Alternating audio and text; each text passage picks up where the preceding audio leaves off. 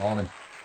I've got a black based Tornado that you've probably just seen me doing a little bit of black basing on. So with airbrushing, because it's just such a fine mist coat, it's literally dry straight away. So I'm going to go for top colour. Now, I'm at a bit of a crossroads, if you will, because on the one hand, I fancied doing a camo bird, but on the other hand, I just like grey birds. My cabinet's full of grey birds. So I've decided, you know what, I'm going to just do it grey. But 50 shades of grey, which grey do you want? So my greys today are Tamiya's Dark Sea Grey, which is LP36, that's that one. And MRPs, which you know I love. Dark Sea Grey, which is an MRP 113.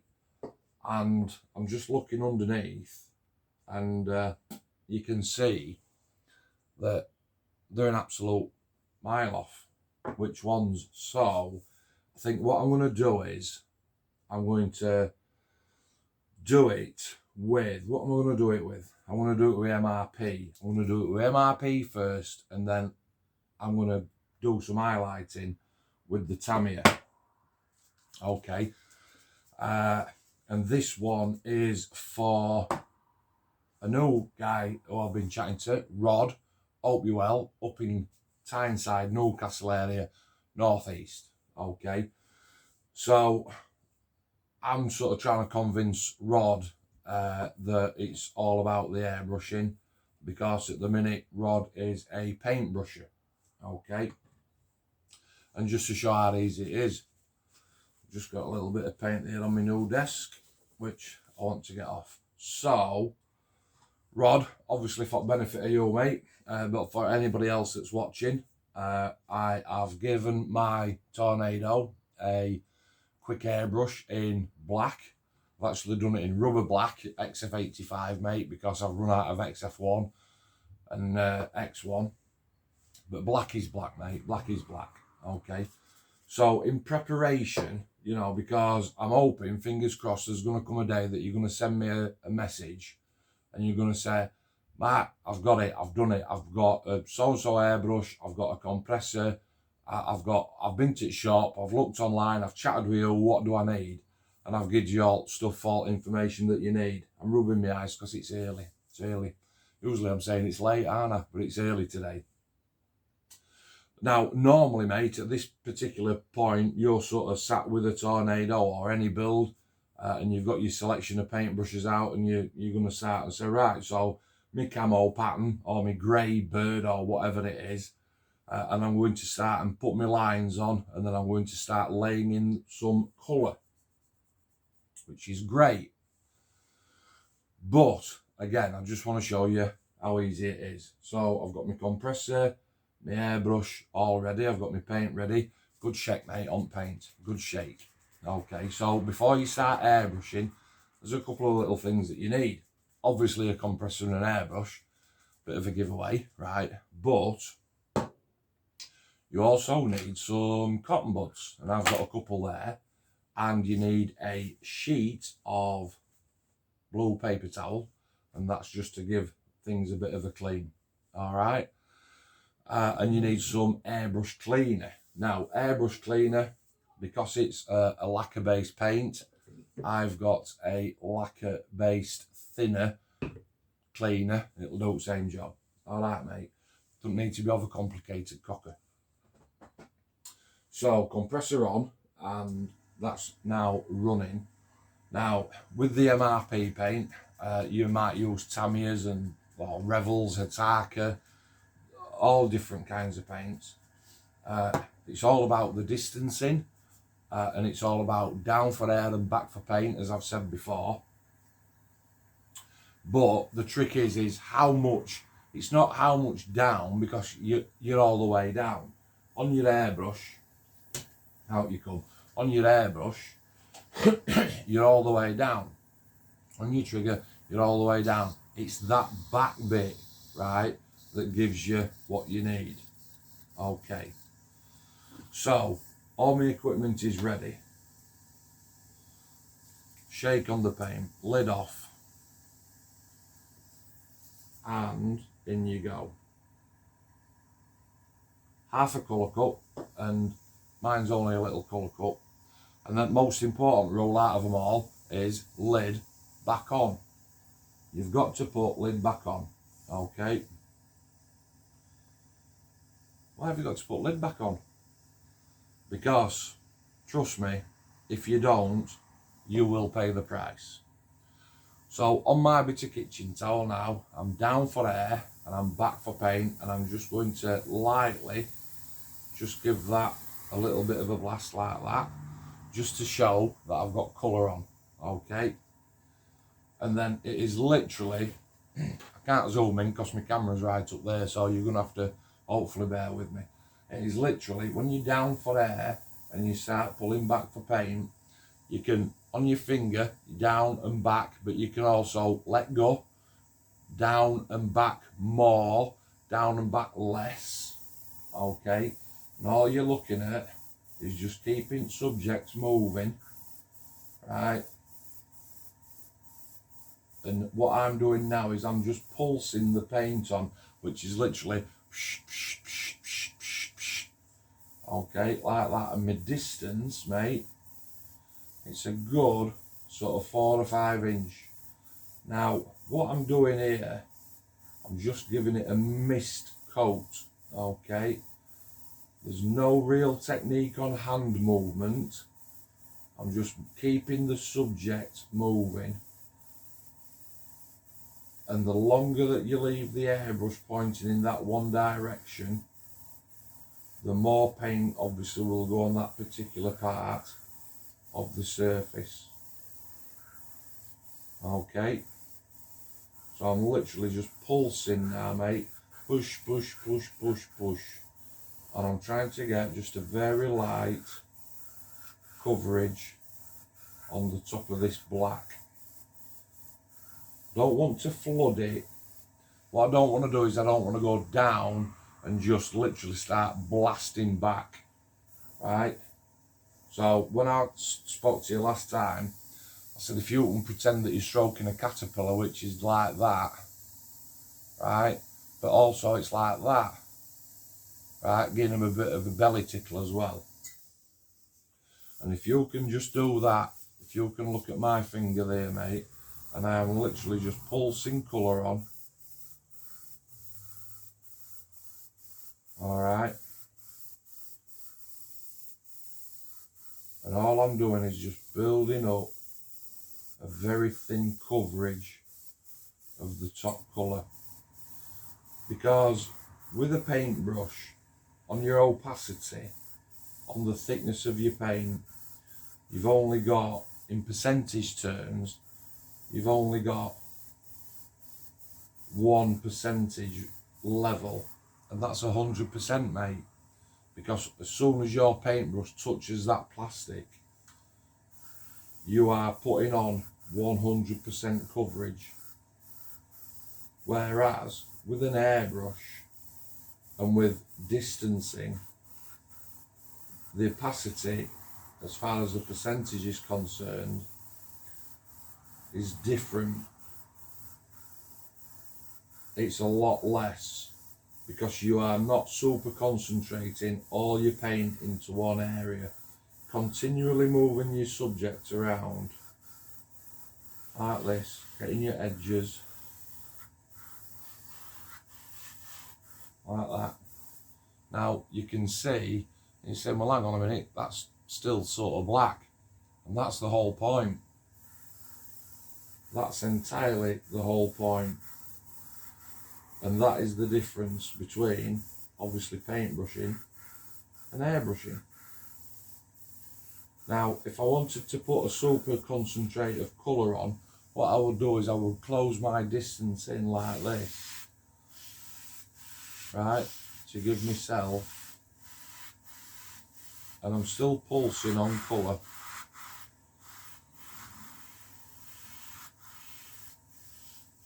to give myself a more concentrated area of paint. which I will show you in a second. So I'm just highlighting in between panels, which is dead easy.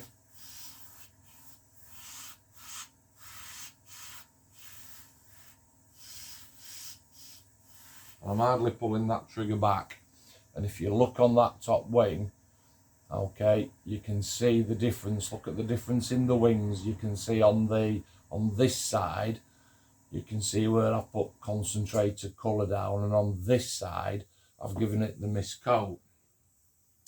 And again, once you start coming in, I'm on my trigger, I'm not down and back all the way back. I'm literally down, and if you imagine a clock face with 12 at the top, 1, 2, 3. So an airbrush trigger will go from 12 o'clock up, probably right down to about sort of 2:30. That's the level that you've got, okay? What I'm talking about here is my trigger's at 12 o'clock, and how far am I pulling back? Am I pulling back to 1 o'clock, 2 o'clock? No, I'm pulling back to 1 minute past 12, mate. It is literally that. Very, very tiny. And what I'm doing is, I'm giving myself, and I'm on and off with my trigger, and I'm giving myself that very, very fine, super concentrated level of colour, which I can show you again now. So if you look at the back of that now, you can see on this side, super concentrated colour, same as on wing, and on this side, that's just had a mist coat. So I'm going to do the other side again, literally just 1 minute past 12, and putting that colour on like that. And what I'm doing is I'm keeping a decent distance now. Now I'm not at 6 inch, now I'm down at about 2 inch.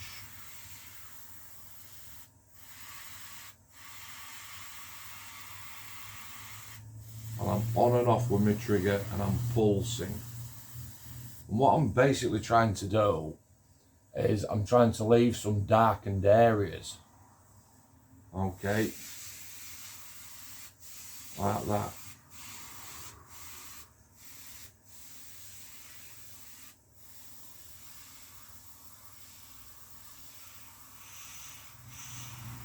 And if I have to come in a little bit closer, coming a bit closer. If I have to distance away a little bit more, I can distance away a little bit more.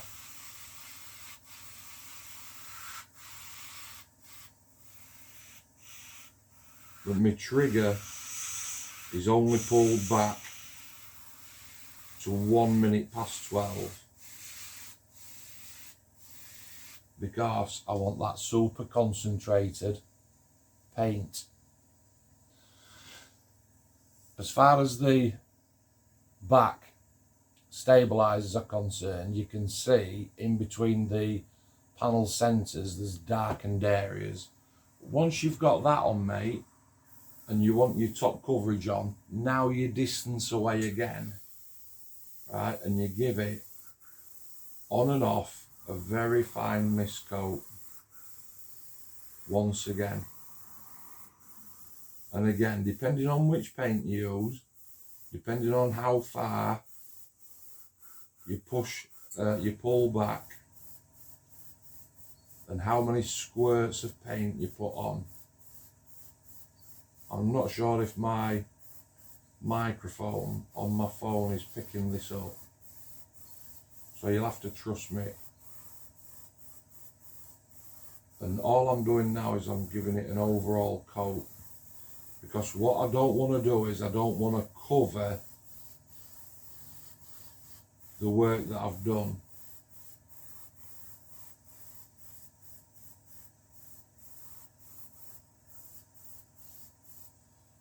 And so in effect, now I've got that, which is a little bit more colour on. And when you look at it and you think, could do a little bit more colour on that.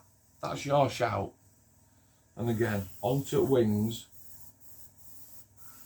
And what I'm doing is, instead of coming in close and super detailing, I'm staying away and I'm literally doing this now with my hand. A lot of your action, it's all this, okay? Long strokes, very, very carefully pushing down on that trigger, hardly giving it anything at all. Nice, long, even strokes, almost like a car sprayer, mate, I suppose.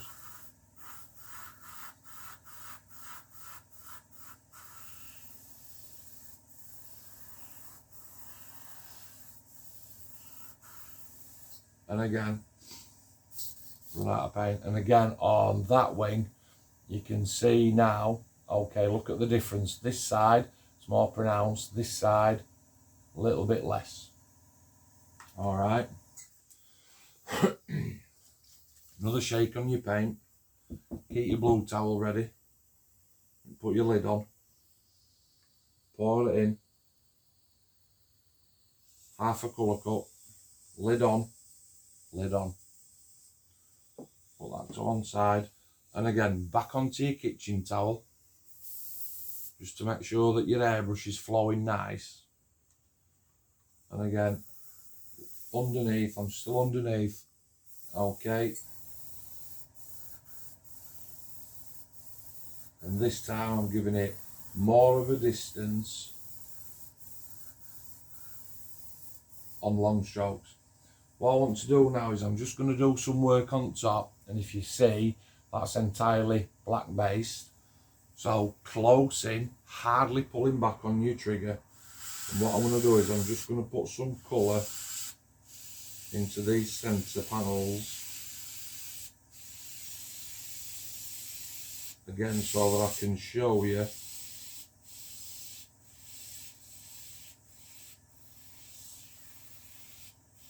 what I'm talking about.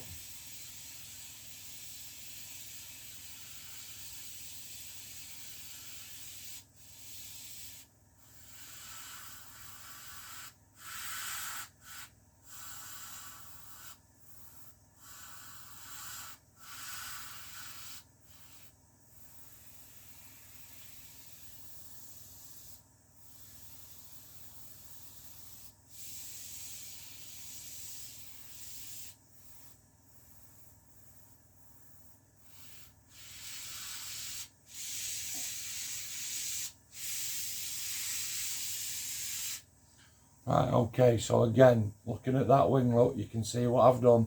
I've gone in pretty close, okay, to give myself that super concentrated colour.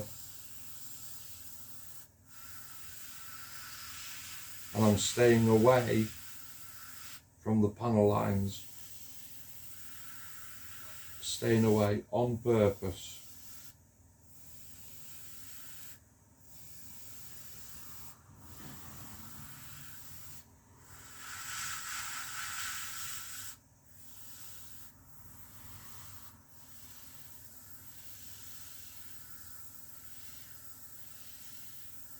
Now obviously if you say, I don't want to do all that, you don't have to. If you just wanted to put one tone of colour on, then you can skip all this part.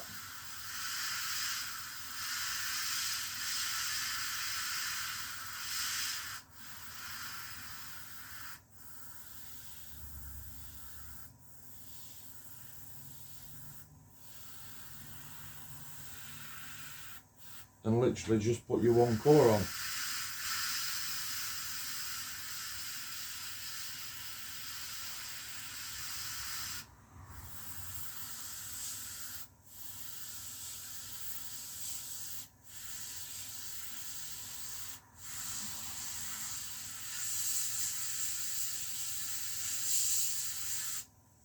Okay, so again, onto main body look, mate, and you can see difference with that side, and I've got light glare.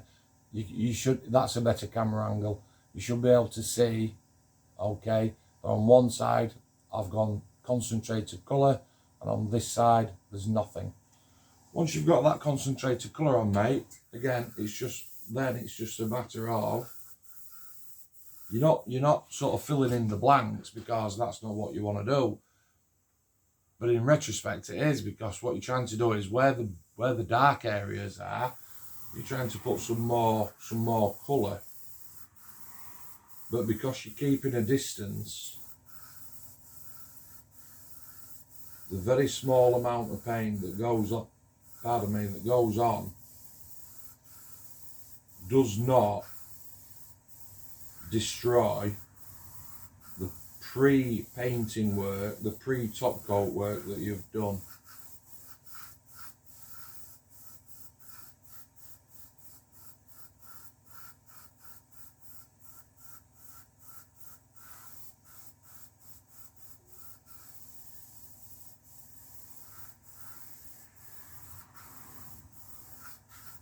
Okay, like that, mate. All right, so that's blended now, so that's a lot better. I'm going to finish this off, and I'll come back to you in a bit. Cheers.